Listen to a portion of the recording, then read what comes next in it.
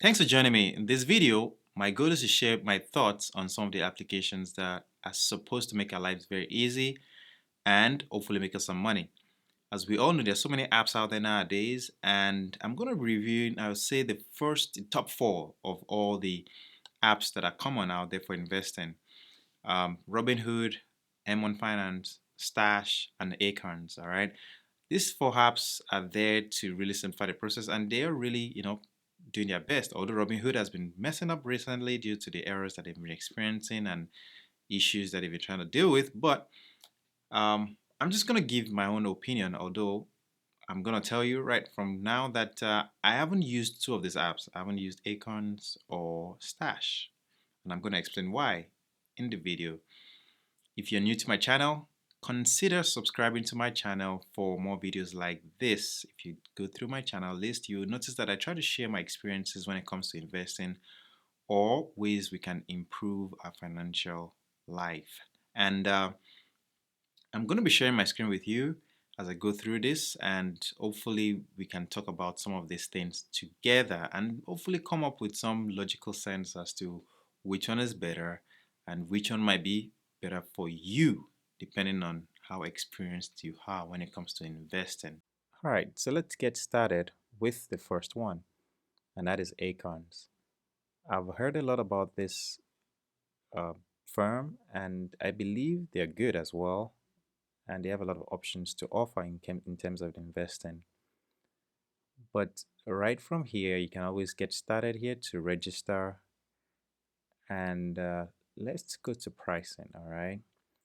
What I noticed from the get-go is that you will be charged about $1 per month to invest using Acorns, which is not bad. I mean, that's $12 for a whole year. It's not bad because I feel like, at the end of the day, you have a lot of options in terms of what to invest in and how it's managed for you.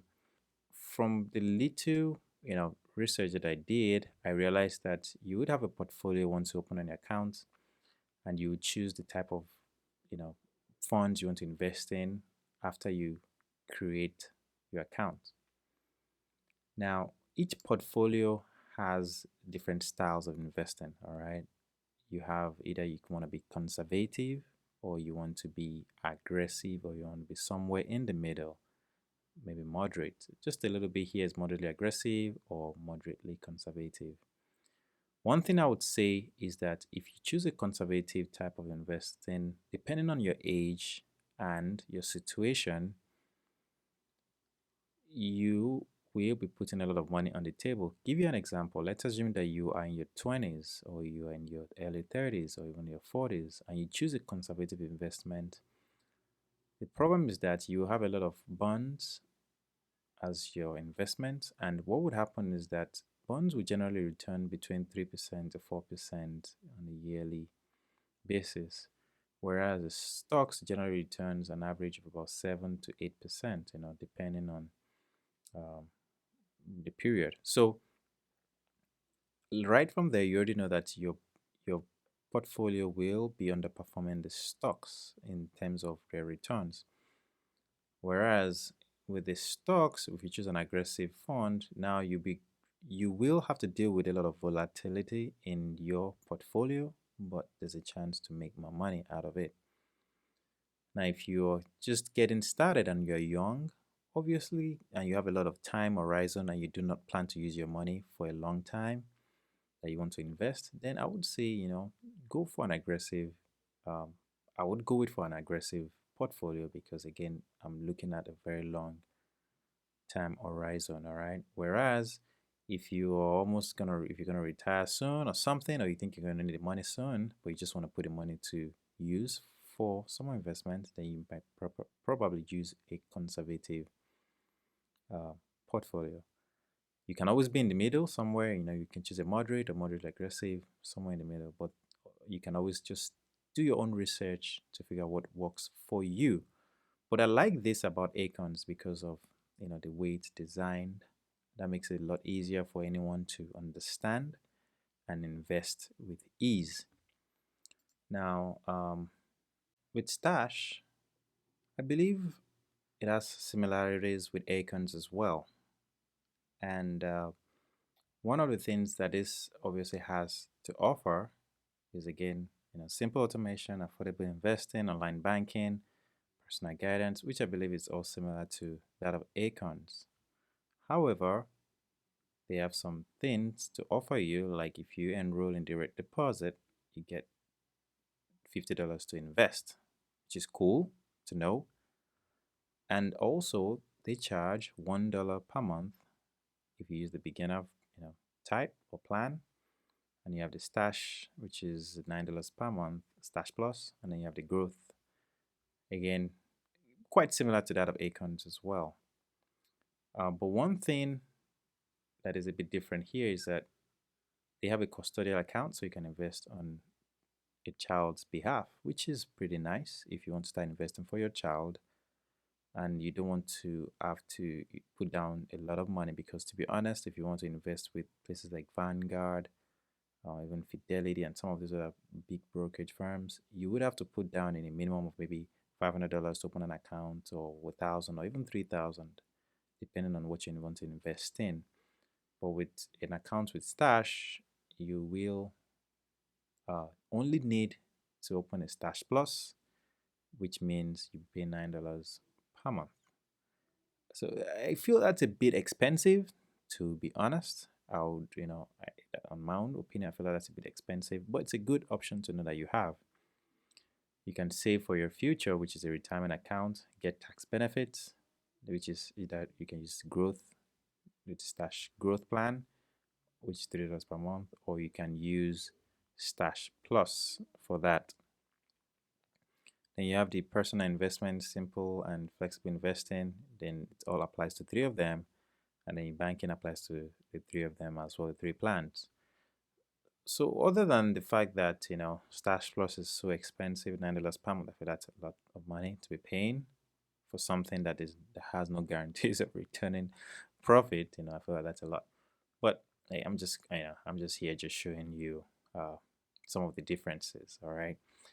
Right, so this is the next one, which is M1 Finance. I also have an M1 Finance account and I've liked it so far. It seemed like a blend between Stash and Robinhood in a way, to be honest. All right. When you sign up, you have to create a portfolio as well, just like Acorns. And once you create a portfolio, you basically have your money automatically invested into um, your accounts. Now, one of the benefits of M1 Finance, obviously, you have automation, fractional shares, which is very good, which is why I said it's a blend between Acorns and Robinhood in a way, because you see, with the ability to get fractional shares, you can actually buy, half a share, whatever quantity of a share you want to buy with, say, any company, you can do that. Whereas with Robinhood, you cannot at this moment, but maybe in the future you'll be able to do that because they're working on it. With Acorns, on the other hand, you can do fractional shares, but money is automatically invested in different funds if that company is in it as well. So um, I kind of like the ability of just being able to choose the company that I want to invest in and have the option of fractional shares as well. Let's see. One of the other things that I like about M1 Finance is you can have it as a joint account. So you guys can put money together. That's good. You can invest in a retirement account. You can create a trust fund, which is good. And they work with pies, all right? Just like a portfolio, pretty much, all right? You can choose. It says you choose from more than 6,000 stocks and funds to build a custom pies or select nearly 100 expert pies designed to meet different financial goals and investment objectives. So that's pretty cool and it's pretty neat. Makes it very easy for someone to use. All right. This is free every month. Obviously, if you try to go for something, on the it says upgrade to M1 Plus and get the smartest perks. Obviously, you get some fees with that. It says you're $125 per year. So, but M1 Finance is pretty good. Again, if you're thinking of opening an account on M1 Finance, again, use the link below and you will get $10 into your account. I'll also get $10 in my account. All right, so moving on to the next one, which is Robinhood. Now, I'm going to tell you from a first-hand experience that I have with Robinhood, and that is I've used it for a long time, and I think I started using it in 2016, I think. And I have a few things to say about this. All right, Robinhood is a great app. However, they've been having some issues recently due to all the errors that they've been having with you not being able to trade on your account and all. Now, if you are not a day trader or you're not a swing trader that tends to trade almost every week or every so often, Robinhood would be a good one. However, also I need to say, Robinhood doesn't have what they call fractional shares. All right, you cannot buy a fraction of a share, although they say they're introducing it. So you need to watch out for that. Um, so let's say you want to buy a share of Apple, you would have to come up with a full price to buy the share. But it's a good app so far. Okay.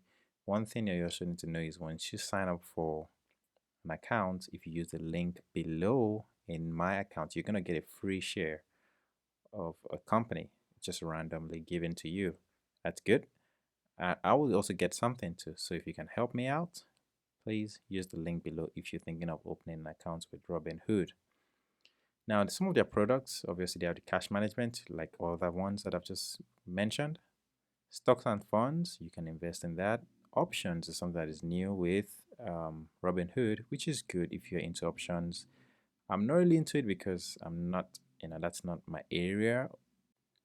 So the Robinhood Gold gives you a little bit more flexibility when it comes to investing because you will have access to margin accounts. All right. So it comes at a cost of about $5 per month, which is not too bad to be honest, compared to $9 with Stash if you're using the third or the highest tier account type.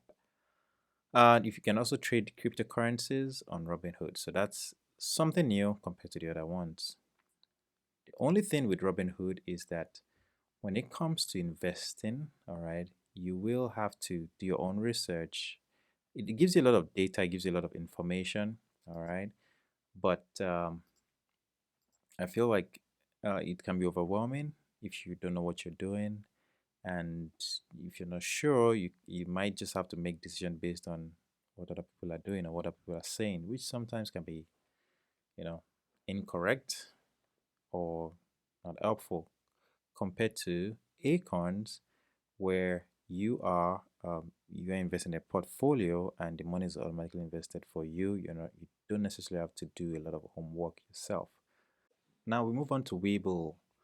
And Webull is another one that is out there, and I believe it looks pretty cool. I haven't used it before again, so this is something that I've read about. I've read people use it, and they haven't really made any negative remarks. However, there's few things that I'd like to mention. Obviously, it's free as well, just like Robinhood, just like M1 Finance, and just like those two especially. But one thing I like about Webull is that it gives you, if you're the type that sits on a computer, it gives you like an app that you can use for trading. And these are the things you can trade on Webull. You have stocks, you can trade options, you can trade ETFs and cryptos as well. It's only two accounts you can open, the IRA and if you have brokerage accounts. All right. Um, the Let me show you the app here, which is that's right there. It's pretty neat, pretty nice to know that you can actually, um, you know, trade with an app. Makes you feel like a professional in a way, which is good because you can see more details as to like the charts, and it's free, zero commissions. Okay, no deposits.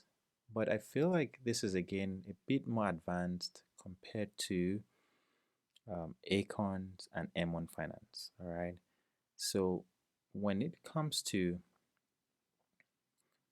like just being easy to understand and for someone that is new, what kind of app would you want to use? Would you want to start trading on something like this? Probably not. This might seem a bit overwhelming.